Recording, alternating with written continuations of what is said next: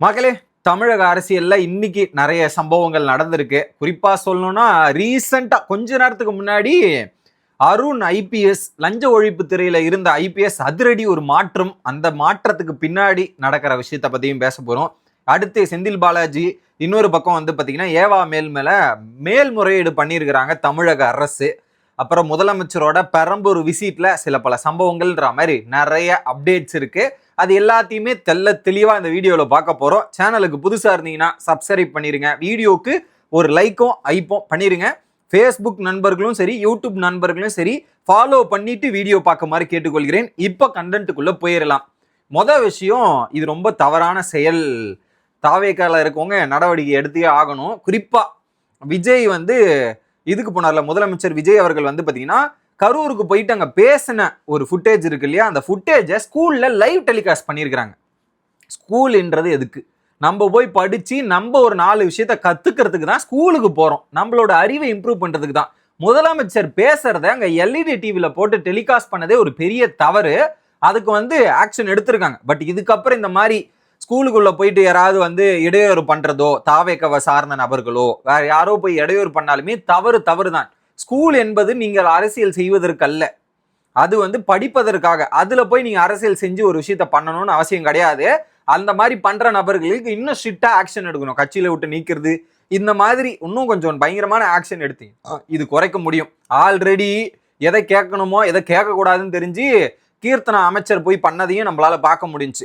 இப்ப என்னடானா அந்த எச்எம் 2 பேரை சஸ்பெண்ட் பண்ணியிருக்கிறாரு பள்ளி கல்வித்துறை அமைச்சரான ராஜ்மோகன். இது மாதிரி இன்னும் இதுக்கு மேல நடக்காம நீங்க பாத்துக்கங்க சார். ஏன்னா இது மாதிரி நீங்க சொல்லிட்டு இருக்கீங்க, ஆனா தொடர்ந்து ஸ்கூல்ல ஏதாவது ஒரு இந்த மாதிரி இன்சிடென்ட் நடந்துட்டு இருக்கிறத நம்மளாலையும் பார்க்க முடியுது.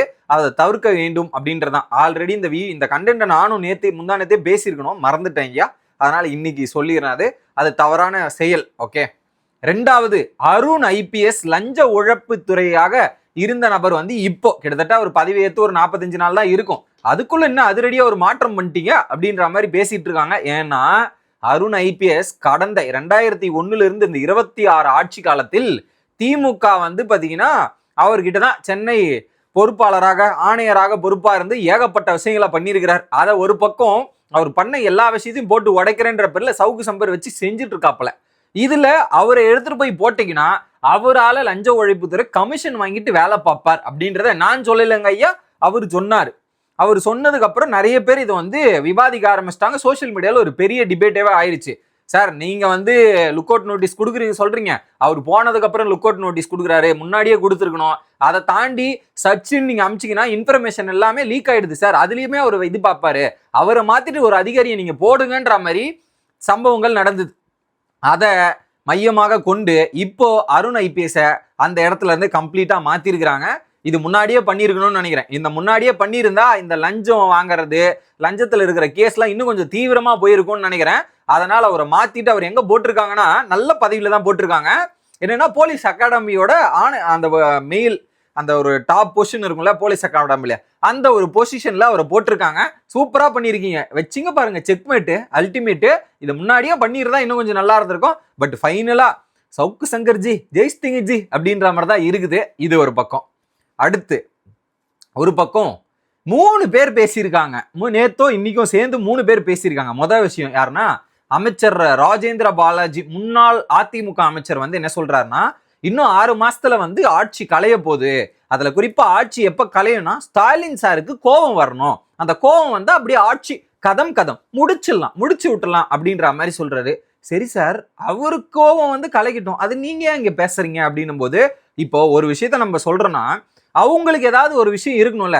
இப்போ அதிமுக டிஎம்கே எதிரி கட்சி தானே, அப்புறம் ஏன் நீங்க இதை சந்தோஷமா பாக்குறீங்கன்னு அவங்க தான் கூட்டணி அமைக்க போறாங்களே. அதனால தான் இவர் இப்படி சொல்றாரு.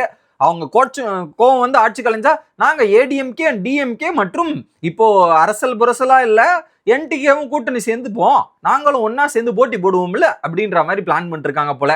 இதெல்லாம் கனவுலயே நடக்காதுங்க ஐயா அப்படின்ற மாதிரி யோசிச்சுங்க. அப்படி ஒரு வேலை அதையும் மீறி நீங்க ஆட்சியை கலைச்சிங்கன்னா அதுக்கு பின்னாடி வரேன், இன்னும் 2 பேர் சொல்லியிருக்கிறாங்க, அதை முடிச்சுட்டு அதுக்கு கவுண்டர் கொடுக்குறேன்.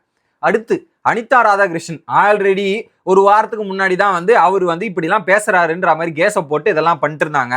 திரும்ப வந்து அவர் திரும்ப பேச ஆரம்பிச்சிட்டார். இவரும் சொல்றாரு 6 மாதத்தில் ஆட்சி கலையும், மு க ஸ்டாலின் முதல்வர் ஆவார் அப்படின்றத சொல்றாரு. அது எப்படி 6 மாசத்துல ஆட்சி கழிஞ்சா அது எப்படி மு க ஸ்டாலின் அவர்கள் வந்து முதல்வர் ஆகிறார்? முதல்ல அது கொளத்தூர்ல ஜெயிக்கணும் ஐயா. கொளத்தூர்ல ஜெயிக்கிற வேலையை முதல்ல போய் பாருங்க. கொளத்தூர்லயே ஜெயிக்கல ஒன்னும், அதுங்காட்டி முதல்வர் ஆவார் ஆவார் ஆவார்ன்னு சொல்றீங்க. எந்த தைரியத்தில் தான் எனக்கு தெரியல. இவரும் அப்படியே சொல்லி வச்ச மாதிரி, ஒரு பக்கம் ராஜேந்திர பாலாஜி, இன்னொரு பக்கம் அனிதா ராதாகிருஷ்ணன். அடுத்து இவர் தான் இப்படி. அதுலயும் குறிப்பா இன்னொரு ஹைலைட்டான ஒரு பாயிண்ட் சொன்னார். திருச்சி சிவா வந்து பாத்தீங்கன்னா டெல்லியில அமைச்சரா ஆக போறாராம். அது எப்படி டெல்லி அமைச்சராவாரு? நீங்க தான் பாஜக எதிரியாச்சு, அப்புறம் எப்படி அமைச்சராக முடியும்? ஏன்னா அங்க பாஜக ஆட்சி இருக்கு, பாஜக கிட்ட தான் அமைச்சரவை இருக்கு. அப்ப என்ன பண்ணுவாங்க? அவங்க அமைச்சரவை கொடுக்கணும், அவங்க கூட்டணியில இருக்கணும், அவங்களுக்கு சாதகமா இருக்கணும். அப்போ நீங்க பாஜக கூட கூட்டணி வைக்க போறீங்க, அப்படி எடுத்துக்கலாமா? ஏன்னா பாஜகவை நாங்க எதிர்ப்போம், மதவாத கட்சி அப்படின்னு பேசிட்டு இருந்தது நீங்க தான். அப்புறம் எப்படி டிஎம்கே எம்எல்ஏவான திருச்சி சிவா அவர்களுக்கு பாஜக தரப்புல இருந்து அமைச்சரவை எப்படி கொடுப்பாங்க அப்படின்ற கேள்வி எங்களுக்கு கேட்க தோணுதுங்க ஐயா. அதுக்கு மட்டும் கொஞ்சம் பதில் சொன்னீங்கன்னா நல்லா இருக்கும். அதுக்கப்புறம் நீங்க இத்தனை நாள் இதுக்கு தெளிவான பதில் கொடுத்துட்டீங்கன்னா அதுக்கப்புறம் மக்களே வந்து புரிஞ்சுப்பாங்க நீங்க எந்த விதத்துல அரசியல் பண்ணிருக்கீங்க அப்படின்ட்டு. நீங்களே யோசிச்சு பாருங்க, இத்தனை நாள் பாஜகவை எதிர்ப்புன்னு. இதுல குறிப்பிடத்தக்க விஷயம், இத்தனை நாள் தமிழ்த்தாழ் வாழ்த்து முதலில் பாட வேணும்னு ஒரு அரசியல் பண்ணிட்டு இருந்தாங்க இல்லையா? அது ஜூலை 9 ஒரு அறிவிப்பு வந்துருச்சு. இங்க தமிழ்நாட்டுல எந்த நிகழ்ச்சி ஆரம்பிச்சாலும் முதலில் தமிழ்த்தாய் வாழ்த்து, வந்தே மாதரம், அதுக்கப்புறம் தேசிய கீதம்ன்ற மாதிரி ஒரு புரோட்டோகாலே கொடுத்துருக்காங்க. நீங்க கடந்த 2-3-4 வருஷமா போராடிட்டு இருந்த விஷயம் இந்த வருஷம் வந்து நடந்துட்டு இருக்கு. அதுவும் தாவேக ஆட்சியில வந்து இது நிறைவேறி இருக்கு. இதை பத்தி யாராவது வெளியே சொன்னாங்களா? இல்ல இதை பத்தி யாராவது தான் வெளியே பேசினாங்களா? பேசியிருக்க மாட்டாங்க. ஏன்னா வந்து அதை வச்சு வேற மாதிரி ட்ரை பண்ண எடுத்தாங்க. ஏன்னா ஒரு நல்ல விஷயம் நடந்திருக்கு, அவங்களால பண்ண முடியாததை இங்க தாவேகா பண்ணிருக்கணும் போது அதை அக்செப்ட் பண்ற மண்ணில் அவங்க கிடையாது, பாராட்டவும் மாட்டாங்க. எப்பா இப்ப நியாயமான ஆளா இருந்தா என்னப்பா பண்ணிருக்கணும்? இப்போ இது ரொம்ப தவறு, இப்படிலாம் பண்ணக்கூடாதுன்னு எதிர்த்தவங்க தானே. அப்ப இதை வந்து மத்திய அரசே மாத்திருக்காங்கன்னா அப்ப ஒரு பாராட்டு தெரிவிக்கணும்ல. நீங்க அதுக்காக போராடினால தான் பண்ணிருக்கணும். பாராட்டு நல்ல விஷயத்தை பண்ணிருக்காங்கன்னு சொல்லிருக்கணுமா இல்லையா? ஆனா அதெல்லாம் சொல்லிய ஒரு பாராட்டுக்கிட்டே சொல்லிய அதை பத்தி பேசிருக்கவே மாட்டாங்க. ஏன்னா அது அப்படியே மக்களுக்கும் தெரியாம போயிடணும்ன்றதுக்காக சொல்றேன். அது நடந்திருக்கு, அது தாவேகா ஆட்சியில் நடந்திருக்கு. அவங்களும் போயிட்டு அந்த மனு எல்லாம் கொடுத்து முயற்சி பண்ணிருக்காங்க. அந்த முயற்சிக்கு முடிவா இந்த சிச்சுவேஷன் நடந்திருக்குது. அதை தெரிஞ்சுக்குங்க. இத்தனை நாள் அவங்க வந்து சொல்லாம மறைக்க ட்ரை பண்றாங்க ஐயா. 2, பாஜக கூட கூட்டணி வைக்கிறதுக்கு இந்த திருச்சி சிவா அவர்களுக்கு வாய்ப்பு எல்லாம் இருக்கு அப்படின்றது தெரியும். 3வது, அதிமுகவோட முன்னாள் எம்பி தனபால் இருக்காரு இல்லையா? எம்பி தனபால் 6 to 1 ஆண்டுல இந்த ஆட்சி கவியும், கண்டிப்பா வந்து நம்பிக்கையில்லா தீர்மானம் வரும், இது வந்து காலியாக போகுதுன்னு. அது எப்படி சொன்ன மாதிரி வந்து கரெக்டா ராஜேந்திர பாலாஜி பேசுறாரு, திருச்சி சிவா பேசுறாரு, அடுத்து எம்பி தனபால் பேசுறாரு. என்னது இது வரிசையா அப்படி ஒரே டைலாக் அப்படியே அடிச்சால் போல் பேசுறீங்கன்னு போது அவங்க எல்லாமே ஒத்துமையா இருக்காங்க. திரைக்கு முன்னாடி தான் ஒரு இது போட்டுட்டு நாங்க இப்படிதாங்க ஐயா அப்படின்னு சொல்றாங்களே தாண்டி, திரைக்கு பின்னாடி எல்லாம் வந்து ஒண்ணு மண்ணாதான் சுத்திட்டு இருந்திருக்காங்கன்றது கிளியர் கட்டா இதன் மூலியமா நம்ம தெரிஞ்சுக்கலாம். நீங்களே பாத்துக்குங்க மக்களே எப்படி இருக்காங்கன்னு. அதுவும் 3 பேர். ஓகேவா? அடுத்து அம்மா உணவகம் இருக்கு இல்லையா? இதுல வந்து தரமும் அந்த ஃபுட்டோட குவாலிட்டியும் ரொம்ப இம்ப்ரூவ் ஆயிருக்குன்னு சொல்றாங்க. நான் போனது இல்லை, போய் பார்த்துட்டு தான் சொல்லணும் போல. ஆனால் பயங்கரமா இம்ப்ரூவ்மெண்ட் இருக்குன்ற மாதிரி நிறைய மக்கள் சொல்லுவதை நம்மளால் பார்க்க முடியுது. இது ஒரு பக்கம். அடுத்து தமிழக முதல்வர் பெரம்பூருக்கு விசிட் அடிச்சிருந்தார் இன்னைக்கு விஜய் அவர்கள். குறிப்பா இங்க பெரம்பூரோட எம்எல்ஏ தான் அவரு. எம்எல்ஏவோட அலுவலகம் திறக்கிறதுக்கு வரும்போது அங்க நிக்கிற கூட்டம் இருக்கு பாருங்க, அந்த மாதிரி வரவேற்பு, மக்கள் மலர் தூவிலாம் பயங்கரமான வரவேற்பு கொடுத்துருந்தாங்க. வேற மாதிரி ஒரு வரவேற்பும் ரெஸ்பான்ஸும் பார்க்க முடிஞ்சுச்சு. அங்கிருந்து போயிட்டு அந்த அலுவலகத்தை திறந்து வச்சதுக்கு அப்புறம் நடப்பாதையாவே ரேஷன் கடைக்கு போயிட்டு 72,000 பேருக்கு ரேஷன் கார்டு, அதுவும் குறிப்பா வந்து அந்த இ கார்டுன்னு சொல்லுவாங்களா, அந்த மாதிரி இ கார்டு கொடுத்து அதுல அவங்களுக்கு வந்து அந்த ரேஷன் கடையில போயிட்டு அரிசி, சர்க்கரை, பருப்பெல்லாம் போட்டு முதலமைச்சரே அவங்களுக்கு கொடுத்த தருணங்கள்லாம் பார்க்கும்போது வேற மாதிரி ஒரு வைரல் கண்டென்ட்டா மாறி இருக்கு. அப்பல அதை முடிச்சுட்டு அப்படியே வந்து பாத்தீங்கன்னா வேசார் பாடியில இருக்கிற இந்த மின் பஸ் இருக்கு இல்லையா, மின்சார பேருந்து, அந்த பேருந்துகள் வந்து சார்ஜ் பண்ற இடம் இருக்கு இல்லையா, அதை போயிட்டு விசாரிச்சு அந்த பஸ்ல இருந்து பல விஷயங்கள்லாம் பண்ணிட்டு இன்னைக்கு போயிருக்கிறார். இதை தாண்டி இன்னைக்கு தலைமை செயலகத்துல ஃபாரின்ல இருந்து வந்த சில பல நிறுவனங்கள் கிட்ட பேசி அந்த காரை வச்சு விளையாடின ஃபுட்டேஜ் எல்லாம் கூட சோசியல் மீடியால வெளிவந்தது. அது முதல்வர் தரப்புல இருந்து இன்றைக்கு நடந்த விஷயம். ஓகே, அடுத்ததாக இவர் இருக்காரு இல்லையா, ஏவா வேலு அவர்கள், அவர் வந்து பாத்தீங்கன்னா இதை வந்து எதிர்த்து மேல்முறையீடு பண்ணியிருக்கிறாங்க. ஏன்னா வந்து அவர் வந்து இது லுக் அவுட் நோட்டீஸை இது பண்ணணும்னு சொல்லியிருக்காங்கல்ல. இல்ல அதெல்லாம் இது கிடையாது, கரெக்ட் தான், அவர் வந்து ரோடு போட்ட கேஸ்ல ஏமாத்திருக்காருன்ற மாதிரி மேல்முறையீடுக்கு போயிருக்காங்க. கண்டிப்பா அதுக்கு லுக்அவுட் நோட்டீஸை கேன்சல் பண்ணக்கூடாது. ஏன்னா ரோடே போடாம ரோடு போட்டேன்னு ஒரு இது இது எவ்வளவு பெரிய ஃப்ராடுத்தனம். அதுக்கு இந்த மாதிரி பண்றது தவறு. ஸோ அதுக்கு மேல்முறையீடு இவங்க ஒரு பக்கம் போயிருக்கிறாங்க. இன்னொரு பக்கம் பாத்தீங்கன்னா இவங்க இருக்காங்க இல்லையா, இவரு செந்தில் பாலாஜி, அவர் ப்ரொசீஜரை ஃபாலோ பண்ணலையா ஒண்ணுமே.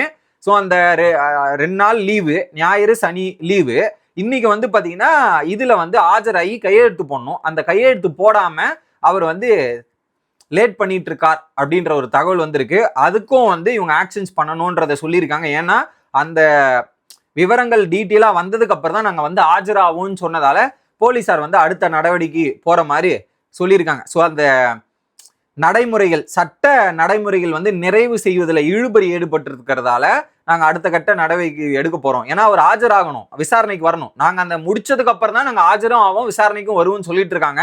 அதுக்கு இது தப்பா போகுதுன்ற மாதிரி அதுக்கான வேலையை பார்த்துட்டு இருக்காங்க போலீசார் அவர்கள். இன்னொரு பக்கம் மாணவர்களுக்கு ஒரு பயங்கரமான ஒரு விஷயம் நடந்திருக்கு. சென்னை மற்றும் புறநகர் பகுதியில் பாத்தீங்கன்னா நிறைய மாணவர்கள் ஸ்கூல் பஸ்ல போவாங்க. அதுல நிறைய கூட்ட நெரிசல் இருக்கும். அவங்களுக்காக ஸ்பெஷலா காலை டு மாலை 42 சிறப்பு பேருந்துகள் கொடுத்துருக்குறாங்க. அது 84 பயண நடைகள் மூலியமா நடக்குமா அப்படின்ற ஒரு விஷயம். இது ஒரு நல்ல விஷயம். ஏன்னா நான்லாம் ஸ்கூல் படிக்கும் போது எத்தனை பேர் அந்த ஏரியால இருந்திருக்கீங்கன்னு தெரியல, நான் சொல்றேன். தாமரைப்பாக்கம் கூட்ரோட்ல இருந்து இது ஆவடி போற பஸ், ஆவடி, ஓகே, அதுல இருந்து தாமரைப்பாக்கம் கூட்ரோட்ல இருந்து நான் ஜெயா ஸ்கூல் அதுக்குள்ள வரத்தாங்கடி எவ்வளவு கூட்டம் இருக்கும் தெரியுமா?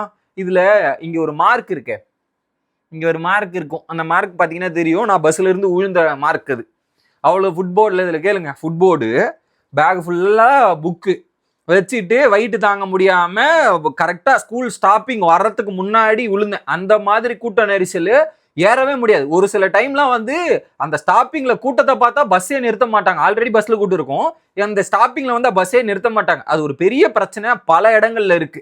ஸோ அது ஸ்கூலுக்கு போறவங்களுக்கு தான் தெரியும். அந்த பேகை தூக்கிட்டும் பஸ்ல போய் ஏறுறதுமே பெரிய கஷ்டம்.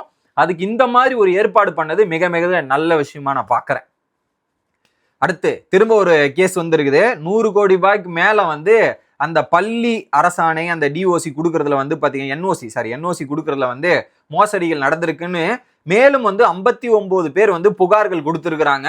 மேலும் மேலும் புகார்கள் வந்த வண்ணம் உள்ளது. இன்னும் எத்தனை பேர் தான் சிக்க போறாங்கன்னு தெரியல. அதை தாண்டி 5500 சதுர அடியில பாத்தீங்கன்னா ஜோதிடர் ஒரு தியேட்டர் பக்கத்துல ஒரு இடம் இருக்கு போல, அந்த இடத்தையும் ஆக்கிரமிப்பு பண்றதுக்கு முன்னாள் அமைச்சர் தாமு அன்பரசன் அவர் வேலையை பார்த்திருக்காப்புல. அது ஒரு கம்ப்ளைண்டா வந்திருக்கு. இன்னும் எத்தனை அமைச்சர்கள் ஒரு இடத்த ஒரு 550 சதுர அடி கூட விட்டு வைக்க மாட்டாங்கன்னா என்னென்னலாம் பண்ணிருப்பாங்க பாருங்க. அப்ப தெரிஞ்சது இவ்வளோ, தெரியாத விஷயங்கள் அப்ப பல விஷயங்கள் நடந்திருக்கும் போலயே முன்னாள் ஆட்சியில அப்படின்ற மாதிரி பல பேரும் யோசிக்கிற வகையில தான் இந்த மாதிரி விஷயங்கள் நடந்துட்டு இருக்கு அப்படின்றதையும் நம்மளால பார்க்க முடியுது.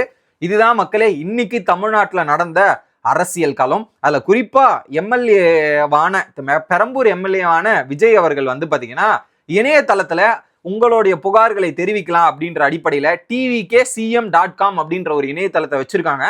விஜய்க்கு ஓட்டு போட்டவங்க மட்டும் கிடையாது, அதுல மெம்பர்ஷிப் இருக்கிறவங்க மட்டும் கிடையாது, யாரா இருந்தாலும் அந்த தொகுதியில் இருக்கிறவங்க யாரா இருந்தாலுமே அதுல போய் உங்களுக்கு சார்ந்த கம்ப்ளைண்ட்டை ரிஜிஸ்டர் பண்ணலாம். அந்த கம்ப்ளைண்ட் அவங்க சரி பண்ணி கொடுப்பாங்க அப்படின்ற மாதிரி சொல்லி அந்த செயலையுமே திறந்து வச்சிருக்கிறார். உங்களுக்கு பெரம்பூர் தொகுதி யாராவது பக்கத்துல இருந்தீங்கன்னா அதை போய் பார்த்து நல்லா சிறப்பா பண்ணி விட்டு வாங்க. ஸோ மீண்டும் அடுத்த வீடியோல சந்திக்கிறேன். உங்களிடமிருந்து விடைபெறுவது மணிவண்ணன். Bye guys.